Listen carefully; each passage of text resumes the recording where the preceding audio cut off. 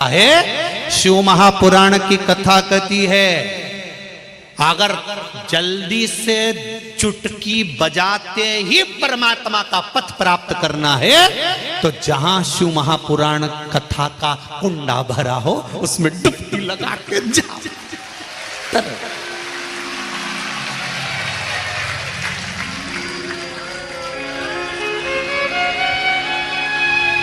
कुंड भरा हुआ है।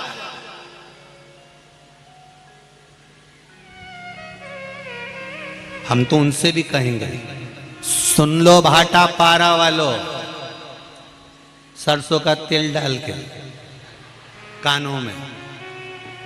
तुम्हें लगता है कि यहां पर बहुत भीड़ हो रही होगी इसलिए हम नहीं जा पा रहे, तो भाटा पारा वालों से निवेदन है, दिन में कथा में नहीं आ सकते तो रात को यहाँ जो माता बहन भाई बैठकर श्री शिवाय नमस्तुभ्यम सोते हुए आनंद में अपना अपना आसन लगाकर 2-5 हजार लोग यहाँ पर पंडाल में रहते ही हैं तो वो भजन करते हैं। तुम रात को इस कुंडा में नहाने नहीं आ सकते, दिन में नहीं आए तो रात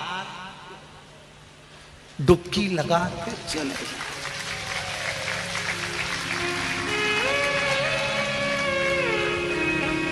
इतने सारे शंकर के भक्तों की चरण की रज भाटापारा के इतिहास में कभी नहीं मिली होगी और ना आगे मिलने वाली। लाखों लोग, जहां देखो वहां गाड़ियां, जहां देखो वहां लोग ही लोग। एक एक दुकान में लोग, बेचारे दुकान वाले सामान बेचने आए थे, उनकी दुकान में 50-50 भरे। वो बेचारा एक तो डोसा बेच रहा था, उसका डोसा बना दिया, उसमें घुस गया। एक वो समोसे वाला चिल्ला रहा था, हमें बड़ा तो बना दो, वो के बाद में बना लेना, तू गैस बंद कर। उसका गैस चूल्हा बंद करके अंदर धर दिया, टेबल पे उनके छोरा छोरी को बिठा दिया और वो अंदर बैठी बैग ले लेके। तो ये कहां मिलेगा, कभी कहां प्राप्त होगा?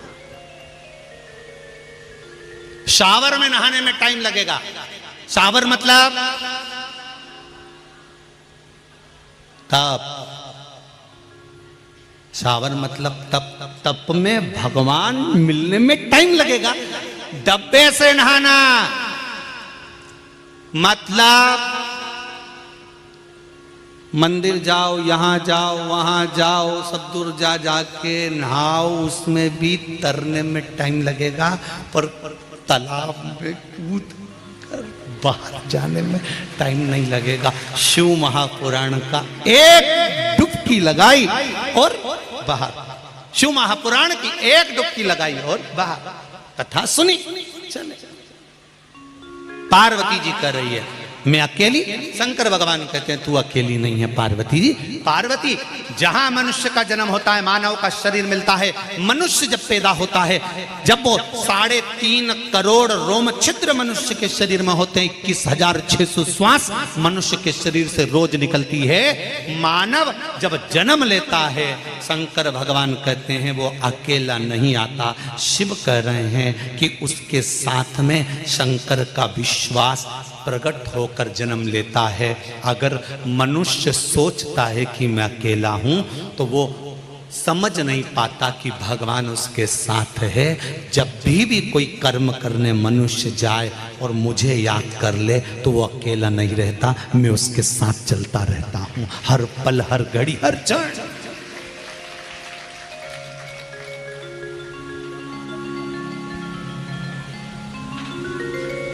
क्षण भी व्यर्थ नहीं जाने देता।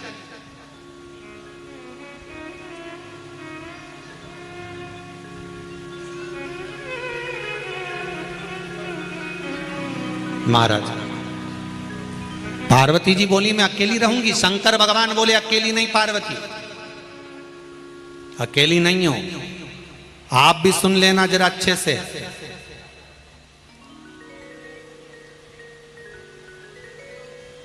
सामूहिक रूप से किया गया भजन, सामूहिक रूप से किया गया कीर्तन, सामूहिक रूप से किया गया स्मरण, ना जाने कितने कितने पापी जीवों को तार देता, पापी जीवों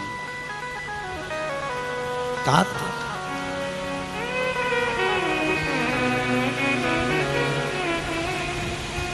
एकांत में अकेले रहकर भगवान की भक्ति को धारण करना, उसको हृदय में बिठा लेना, उस परमात्मा को अपने भीतर प्रकट करने का प्रयास करना कि परमात्मा कहाँ है, उसको देखने का प्रयास। शंभु शरणे पड़ी मांगू घड़ी रे घड़ी दुख काटो दया करी निदर्शन। शिव तत्व को जानो,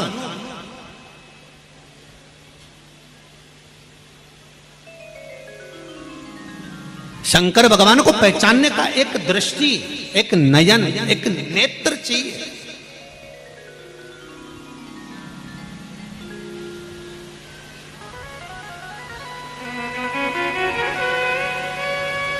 अरे भाई,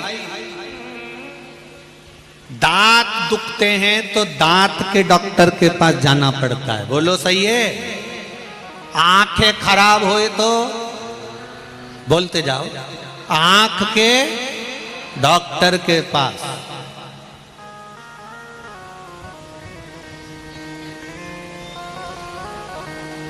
हार्ट खराब हो जाए तो हार्ट के डॉक्टर के पास, और मन खराब हो जाए तो शिव महापुराण रूपी डॉक्टर के पास पहुंच जाना चाहिए, शंकर के। फिर निवेदन करूंगा मेरी जीजियों से, मेरी माताओं से, जब तुम्हारा ये मन तुम्हें लगे कि मेरा काम नहीं चल रहा, व्यापार नहीं चल रहा, धंधा नहीं चल रहा, नौकरी नहीं चल रही, दूसरों की निंदा मत करो, ईर्ष्या मत करो, अपशब्द मत बोलो, ताने मत दो, गालियां मत दो, आड़ा टेढ़ा मत बोलो। जब तुमको लगे कि मेरा व्यापार नहीं चल रहा, मेरा काम नहीं चल रहा, मैं सब जगह से हार चुका हूं, तब अंत में किसी से कुछ नहीं कहना। जो तुम्हारे नजदीक में शंकर जी का मंदिर हो, उस मंदिर में थोड़ी देर जाकर शंकर भगवान के शिवलिंग का दर्शन करो, नंदी की पीठ पर हाथ रखकर उसके कानों में कह कर आ जाना, बाबा से कह दे मेरे दुख काट दे, बहुत दुखी हूं मैं, एक बार तो के नंदी मेरे दुख को काट दे, उसके कानों में कह कर आ जाओ। अब दिल से कहो तो उसको।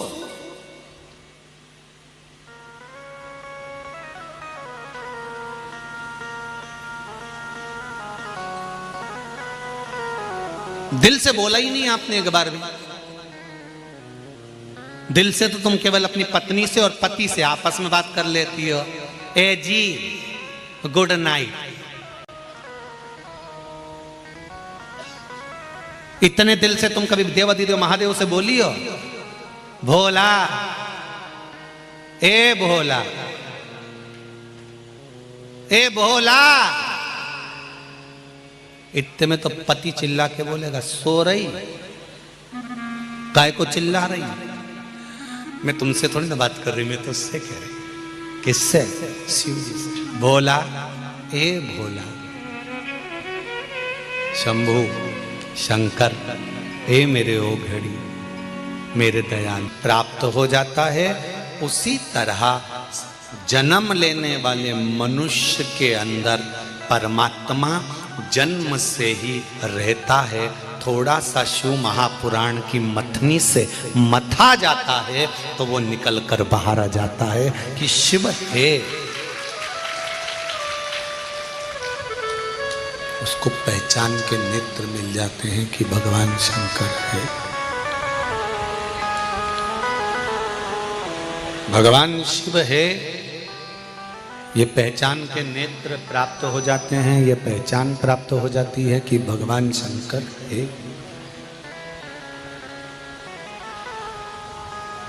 अच्छा, पहले भी आप लोग शंकर जी के मंदिर जाते थे, बोलो सही है कि गलत है?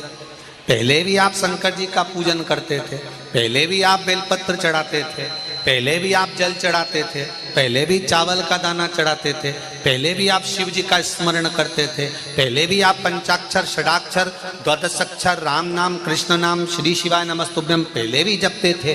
पर अब ऐसा क्या है कि हम पशुपति व्रत करते हैं, हम एक लोटा जल चढ़ाते हैं, हम बेलपत्र चढ़ाते हैं और बाबा हमारी सुन लेता है। उसका कारण क्या है?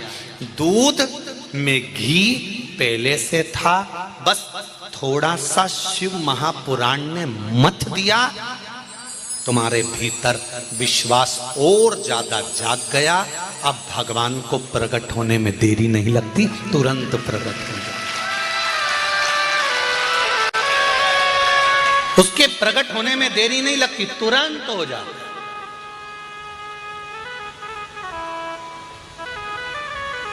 ये नवयुवक बेटे बेटियां, ये बहुएं, ये बेटे, ये बच्चे, जो ये पूरे पंडाल में जितने लोग बैठे हैं, इसमें बुढ़ा बुढ़ी तो कम है।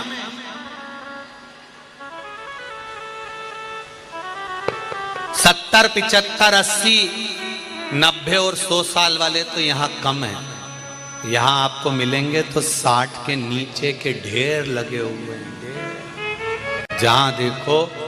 अब ये लोग कहते हैं नवयुवक लोग तो टाकीज में बैठे मिलते हैं, मॉल में बैठे मिलते हैं।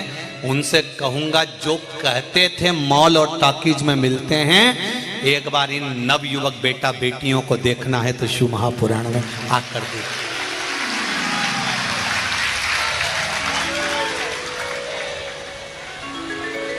बदला है मेरा राष्ट्र। जो सनातन धर्म को लोग खींचकर बीच में से तोड़ना चाहते थे, जो सनातन धर्म को लोगों ने बर्बाद करने का विचार कर लिया था, शिव महापुराण ने उस सनातन धर्म को फिर जोड़ दिया, पुनः वापिस स्थापित कर दिया। कितनी खुशी होती होगी, जरा देखिए। टीवी का एक एक चैनल खोलकर देखना, हर चैनल पे शिव पुराण सुनने को मिल रही होगी। एक एक गांव में जाकर देख लो, जो पंडित जी वास्ता मिलेगा, अखबार खोलोगे और शिव पुराण मिलेगी। कभी सोचा था, कभी जिंदगी में विचार करा था कि एक लोटा जल चढ़ाने से क्या शंकर जी राजी हो जाए? एक लोटे जल से क्या शिव प्रसन्न हो सकते हैं?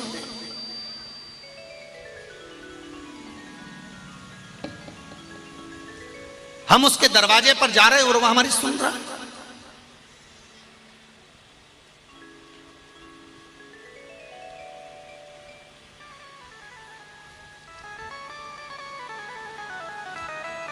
कल हम आशीष से कह रहे थे, आशीष, कि कुबेरेश्वर धाम 12 ज्योतिर्लिंग के बीच में बाबा ने अपने आप बनवाया। तो हमने आशीष से कहा, आशीष एक बात तो है, कुबेरेश्वर धाम की कुछ भूमि की महत्वता तो है, जहाँ का कंकर शंकर है, जहाँ लोग जाते हैं दिल से कहते हैं और लोग का मन आनंद में भर जाता है। हर जगह से 1% तो बढ़कर कुबेरेश्वर धाम का फल है। जब हम बैठे बैठे अंदाजा लगा रहे थे तो किसी भाई ने भेजा नेट पे सर्च कर कर कि कुबेरेश्वर धाम से उज्जैन की दूरी, कुबेरेश्वर धाम से ओमकारेश्वर की दूरी, कुबेरेश्वर धाम से काशी की दूरी एक बढ़कर ही मिली। कुबेरेश्वर धाम से उज्जैन जाओ तो 151 किलोमीटर है, कुबेरेश्वर धाम से ओमकारेश्वर जाओ तो 211 किलोमीटर है, कुबेरेश्वर धाम से काशी जाओ तो 821 किलोमीटर है। जिस 12 ज्योतिर्लिंग में कुबेरेश्वर धाम से हम खड़े होकर माप निकालते हैं तो 0 नहीं आता है, एक बढ़कर ही आता है, या तो 151 मिलेगा, 121 मिलेगा, 111 मिलेगा, 151 मिलेगा, पर जीरो नहीं आता। कुबेरेश्वर धाम से जहां जा रहे हैं 12 ज्योतिर्लिंग पर, वहां एक बढ़कर मिलता, एक बढ़ जाएगा।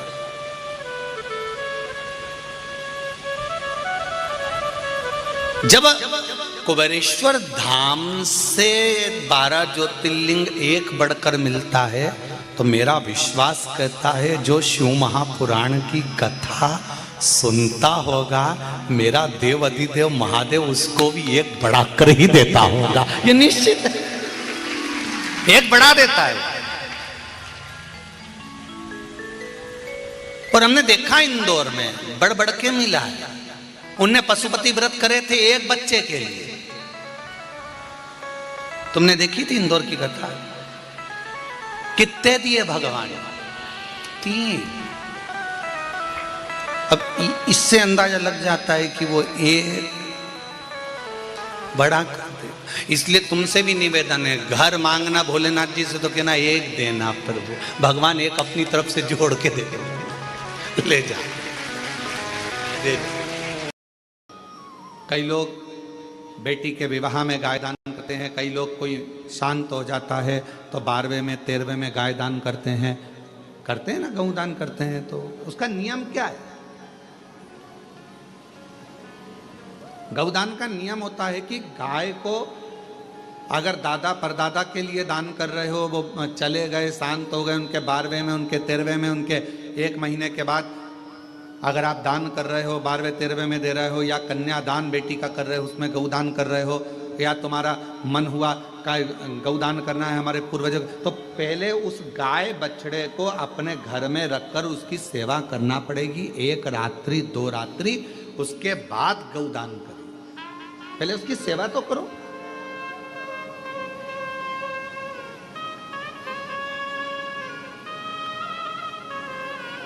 आपने तो डायरेक्ट फोन कर कर कह दिया गाय लिया ना,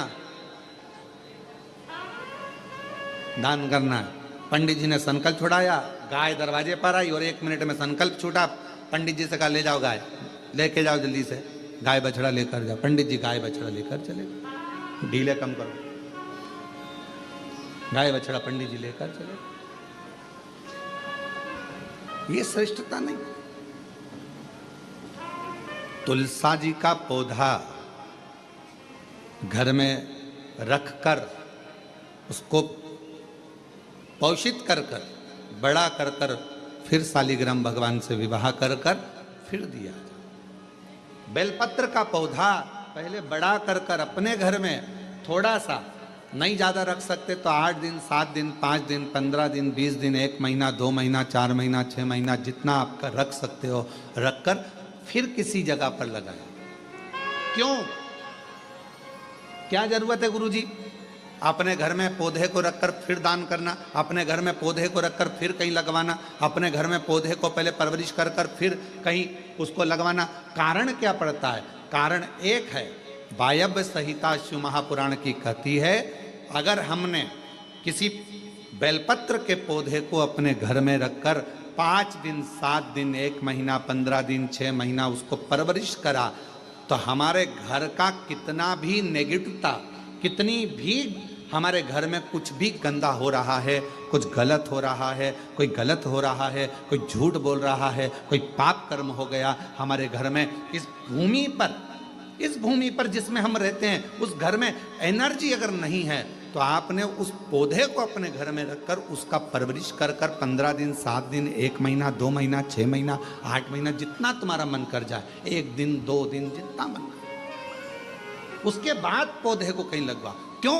वो हमारे घर का पूरा गलत जो भी विचार होंगे, गलत सोच, गलत विचार, गलत ऊर्जा वो पौधा ग्रहण कर लेता है। बेलपत्र का पौधा अपने अंदर उतार लेता है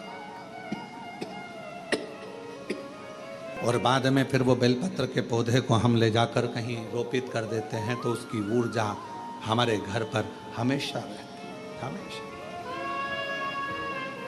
कैसे?